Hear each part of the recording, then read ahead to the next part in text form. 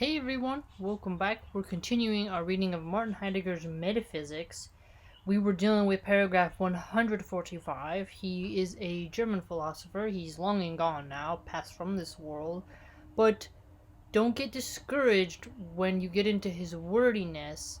Eventually you'll be able to understand his syntax and you'll be able to identify a Heideggerian thought process more easily when you come across it, when other philosophers are criticizing Heidegger and his ideas and such. So it's very beneficial, especially if you're going to get a degree in philosophy, to understand this. And also, a lot of law majors study philosophy. A lot of my fellow philosophy classmates in the past were going into law, and they were taking philosophy courses, so they would be more equipped for rhetoric and such. So, we were dealing with paragraph 145. Let's continue where we left off. Now, to review the overall thing going on here, we still got phusis, we have a logos, we were dealing with the essential consequences and appearance, and we also spoke on Parmenides and such, logos, all of it.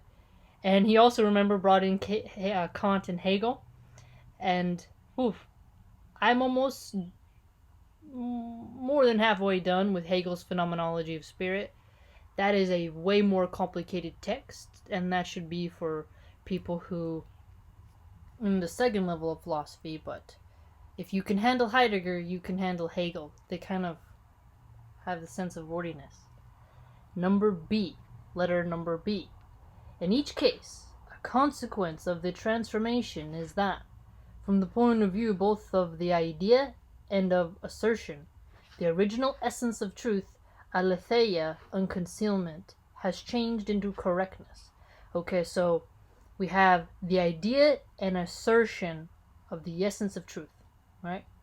For unconcealment is the inner core, because, that's a good point, because if it's inside, it's under the layers. Come forward has to be unconcealed, right?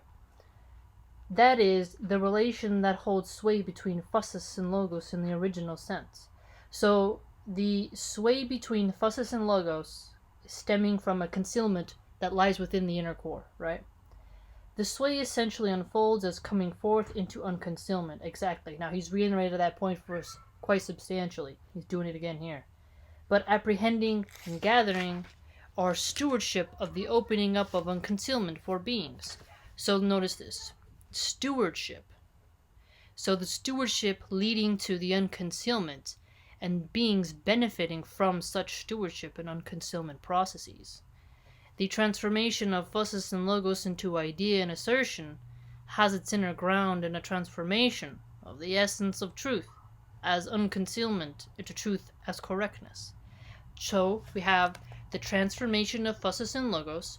They're getting turned into the idea and then to assertion, because the idea comes kind of before the assertion, right? The assertion will lead to the unconcealment, you follow? Where's the concealment is inner. So when he says inner ground, well, it's got to come forth. As it comes forth, it transforms. You get it? And then that'll expose its essence, because the essence itself is embedded, right? Which helped it to come forward. You see? And then what comes forward will be the more truth of the matter, which will show what is correct and what is not. And the assumptions that were appearing and seeming will be made clear, and the ambiguity will be removed. You get it? This essence of truth could not be held fast and preserved in its inceptive originality. Inceptive originality. Not the movie. Unconcealment, the space founded for the appearing of beings, collapsed. Idea and assertion, ousia and categoria, were rescued as remnants of this collapse.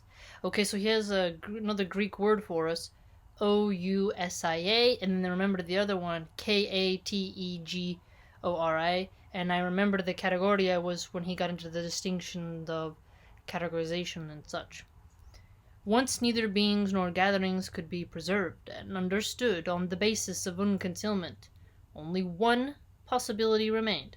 That which had fallen apart and lay there as something present at hand could be brought back together only in a relation that itself had the character of something present at hand. Okay, so this is unique right here. So, beings not being gathered, nor gathering could be preserved and understood on the basis of unconcealment. So on the basis of unconcealment, that was not enough to lead towards the gathering, but the gathering is what brought it into the unconcealment we learned earlier, so that's unique. Only one possibility, well, that's kind of laying it down for us. Whenever someone says one, you're like, what do you mean one possibility here? But let's see what he takes us. Because he says it's fallen apart, and it's laying there as something present. So even though it's there, it's laying there, and it's there at you.